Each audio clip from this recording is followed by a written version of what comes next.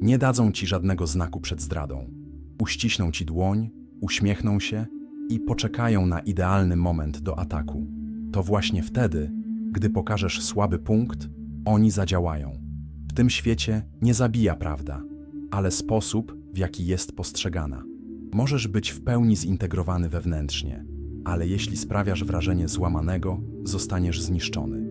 Machiavelli przetrwał nie dzięki sile, ale dzięki wizerunkowi niezłomności.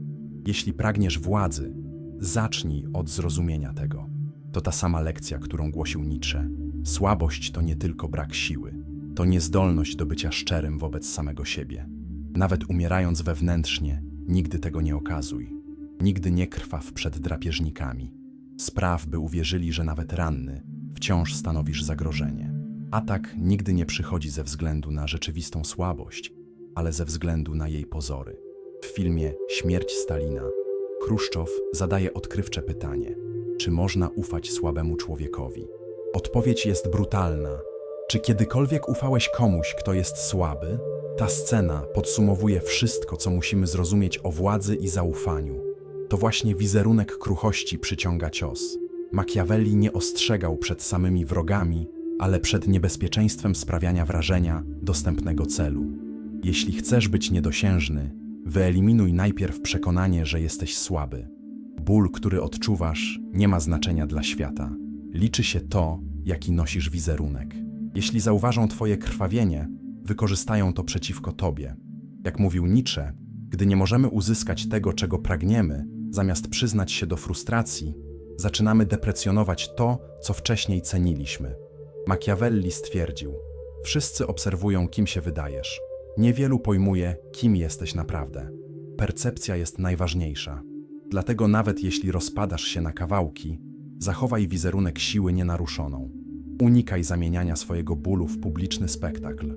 Nie płacz przed tłumem. Nie wyznawaj na portalach społecznościowych. Każdy pokaz słabości jest analizowany i wykorzystywany przez kogoś. Przypomnij sobie bohatera Białych Nocy, Dostojewskiego. Woli ucieczkę w iluzję, niż przyznać się do frustracji, tworząc samoobraz, który uniemożliwia mu zaakceptowanie swojej prawdziwej kondycji. Oszczędzaj słowa, zwiększ czujność. Im więcej mówisz, tym więcej amunicji dajesz innym do wykorzystania przeciwko tobie. Kluczem jest tajemnica. Jeśli nikt nie zna twoich myśli, obawiają się twoich działań. Milczenie to broń strategiczna. Nieprzewidywalność to atut władzy. Machiavelli wierzył, że przetrwają nie najsilniejsi, ale ci, którzy umieją się ukryć. Emocje w decyzjach to krytyczny błąd. Wyeliminuj je. Ludzie emocjonalni są podatni na zranienie i łatwi do kontrolowania. Jak mówił Nietzsche, nasz umysł składa się z różnych sił wewnętrznych, z których każda ciągnie w innym kierunku. Gdy te siły nie są skoordynowane, stajemy się zdezorientowani. Kto działa pod wpływem impulsu, zbiera żal. Zastąp jak się czuje pytaniem, co mi to daje. Emocje są dla momentów bezpieczeństwa, nie dla decyzji. Bycie dobrym człowiekiem nie jest tym, co cię chroni. Chroni cię myślenie strategiczne. Zapomnij o potrzebie podobania się i bycia lubianym przez wszystkich. Kto szuka ciągłej aprobaty, staje się łatwy do manipulowania. Jak mówił Machiavelli, lepiej jest być budzącym lęk niż kochanym. Jeśli nie możesz być obydwoma, niech twoja obecność będzie szanowana, nie twoja uwaga pożądana. Strach przed rozczarowaniem rodzi posłuszeństwo, ale nadmierna miłość zamienia się w nadużycie. Trzymaj z daleka tych, którzy wymagają zbyt dużego dostępu do twojej intymności. Zbyt duży dostęp to otwarte drzwi do kontroli. Im więcej o tobie wiedzą, tym bardziej stajesz się podatny na zranienie. Twoje granice powinny być jak mury, a twoje bramy jak strażnicy. Pozostań uprzejmy, ale nie oddawaj wszystkiego. Bądź obecny, ale nieprzewidywalny. Prawdziwie niedotykalni to ci, których nikt nie może w pełni dosięgnąć. Nietzsche doskonale to rozumiał, gdy krytykował współczucie używane jako manipulacja. Widział w tym uczuciu subtelną formę kontroli. Dla niego ci, którzy apelują o litość, nie oferując nic w zamian, ostatecznie stawiają się w roli bezradnych. Jeśli sprawiasz wrażenie kruchego, przygotuj się. Będziesz testowany. Jeśli przestaną wierzyć w twoją siłę, spróbują cię zniszczyć. Ale jeśli wyeliminujesz to wrażenie, Jeśli staniesz się kimś nieodgadnionym, pomyślą 2 razy, zanim spróbują czegokolwiek. I ta chwila wahania jest już przewagą. To wszystko, czego potrzebujesz. Władza nie opiera się na faktach, ale na tym, w co inni wierzą, że jest prawdą. I zarówno Machiavelli, jak i Nietzsche o tym wiedzieli. Niewielu ma energię lub wolę, by zobaczyć, co kryje się za fasadą. Dlatego powierzchnia jest tym, co musisz opanować. Zbuduj nieprzenikniony wizerunek, jeśli chcesz pozostać bezpieczny. Twój ból, twoja historia, twoje prawdziwe ja, nic z tego nie ma znaczenia, jeśli percepcja jest inna. Kontroluj narrację, którą inni widzą, a będziesz dyktować, jak będziesz traktowany. Większość ujawnia za dużo, mówi za dużo, wyjaśnia za dużo. I to jest słabość. Nie jesteś nikomu winien wyjaśnień. Jesteś sobie winien przewagę bycia zawsze o krok do przodu. Zacznij budować swoją tożsamość jak broń. Prezentuj światu tylko wersję, którą chcesz, by zobaczyli. Jeśli pragniesz szacunku, pokaż chłód i umiejętności. Jeśli chcesz być budzącym lęk, niech twoje milczenie samo w sobie będzie groźbą.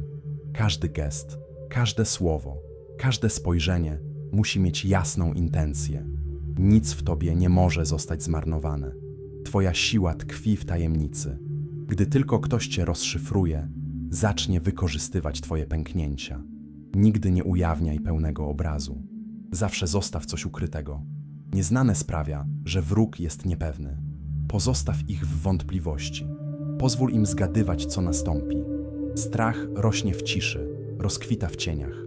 Machiavelli już mówił: to pozory manipulują ludźmi, nie fakty. Ta percepcja jest twoim głównym narzędziem. Nawet gdy jesteś ranny, zachowaj spokój na twarzy. Gdy masz wątpliwości, działaj stanowczo.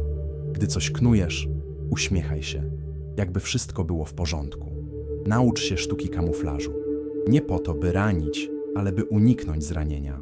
W świecie, gdzie wizerunek znaczy więcej niż istota, rzeczywistość staje się zbędna. Możesz być silny, ale jeśli wyglądasz na słabego, będziesz traktowany jak żart.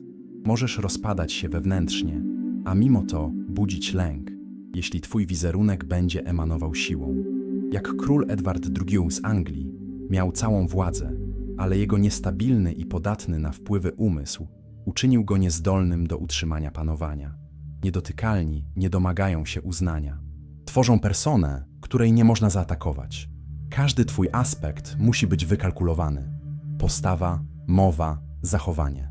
Wszystko musi służyć jasnemu celowi. Od teraz zrozum. Każde twoje działanie wysyła komunikat. Dobrze wybieraj, co chcesz przekazać. Gdy wchodzisz do pomieszczenia, niech twoja obecność będzie odczuwana jak zagrożenie. Gdy mówisz, niech twoje słowa mają wagę, a w ciszy niech pali jak ostrzeżenie. Przestajesz być tylko jednostką, a stajesz się symbolem. A symbole rodzą wahanie.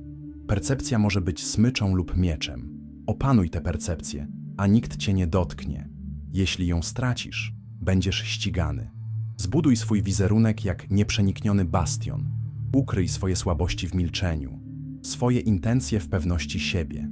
I niech każda wersja, którą widzą, wystarczy, by nie odważyli się zmierzyć z prawdziwą. Pamiętaj, lojalność to piękne słowo, ale często służy jako narzędzie manipulacji. Machiavelli wiedział, że to, co wygląda na wierność, w praktyce jest jedynie interesem. Jak opisuje Nietzsche, prawdziwa słabość tkwi w dezorganizacji woli. Gdy nie potrafimy uporządkować naszych impulsów i działać w sposób skoncentrowany, kończymy w stagnacji. Jeśli nie jesteśmy zdolni do podejmowania konsekwentnych decyzji, rezygnujemy z naszych pragnień.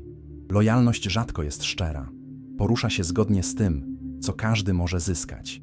W momencie, gdy przestajesz być użyteczny, więź się rozpada. Jeśli chcesz być niedotykalny, porzuć iluzję, że lojalność cię chroni. Nie chroni. Chroni władza.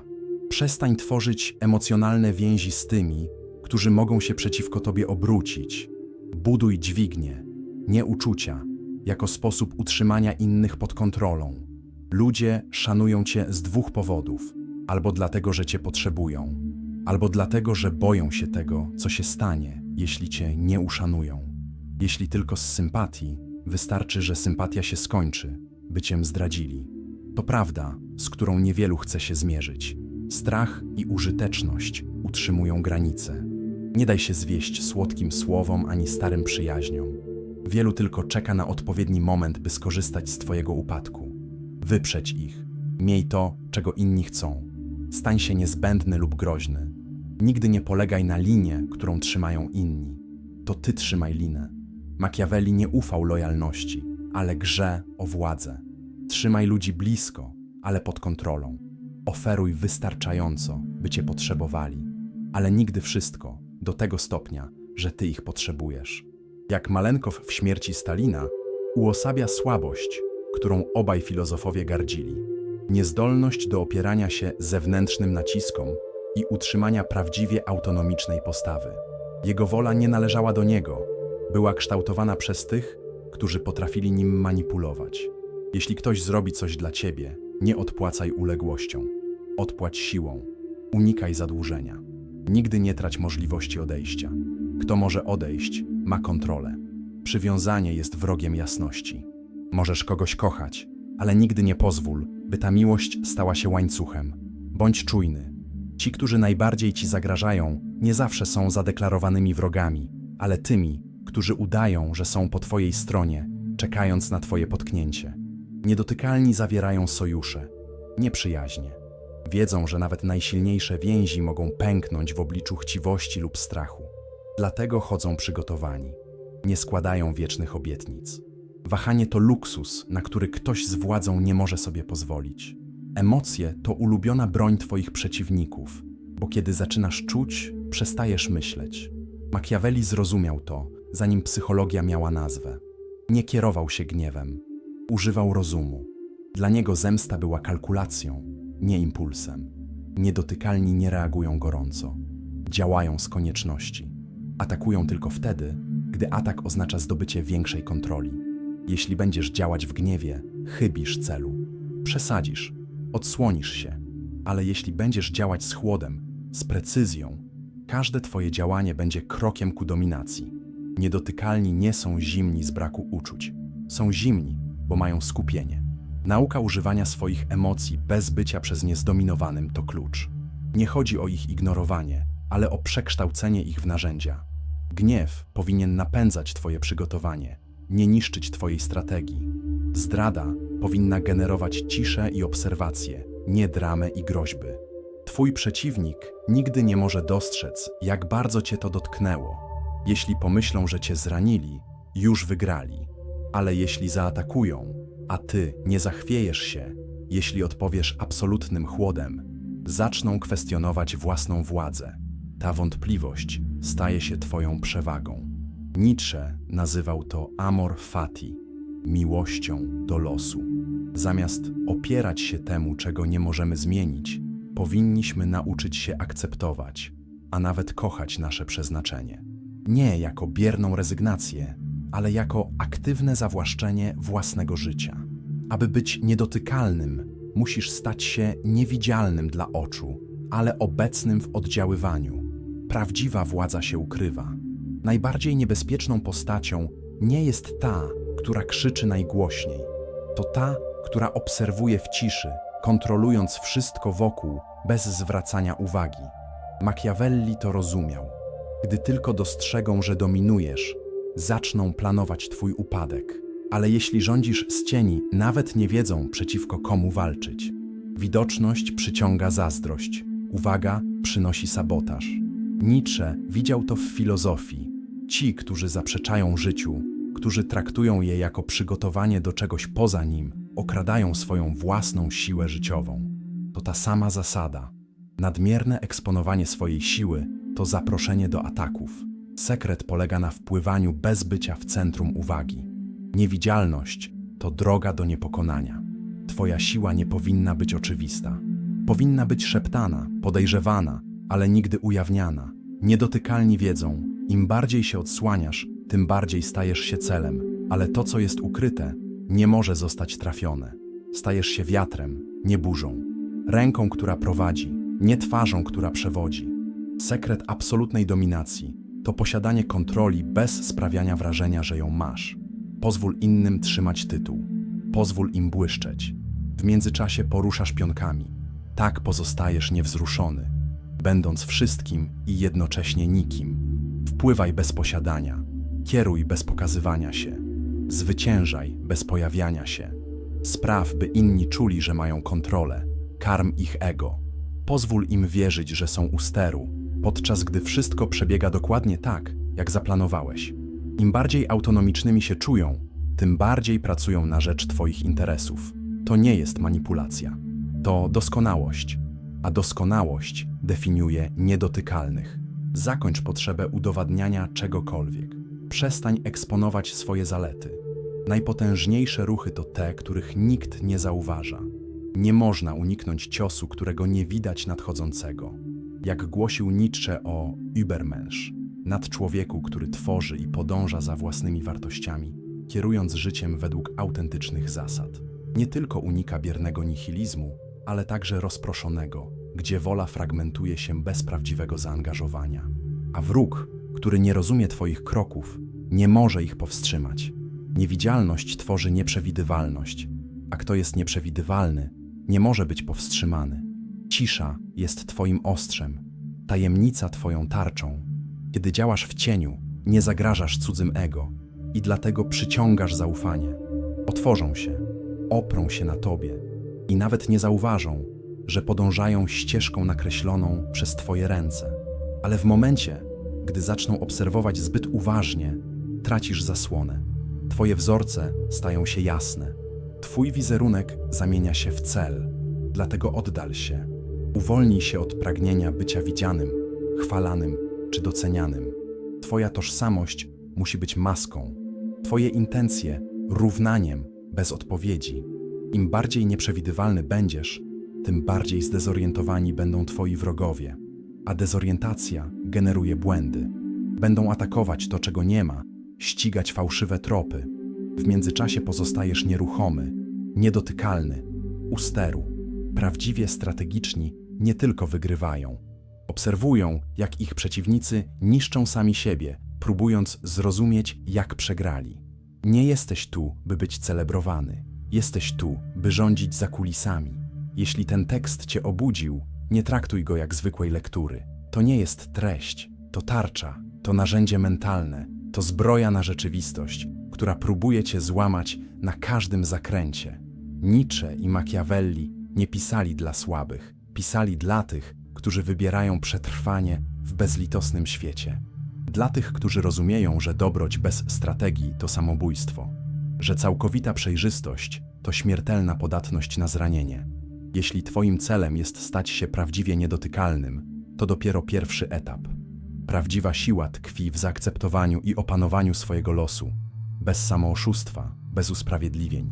Pozostań na czele, pozostań niebezpieczny, pozostań niedotykalny, bo następny ruch zawsze będzie Twój.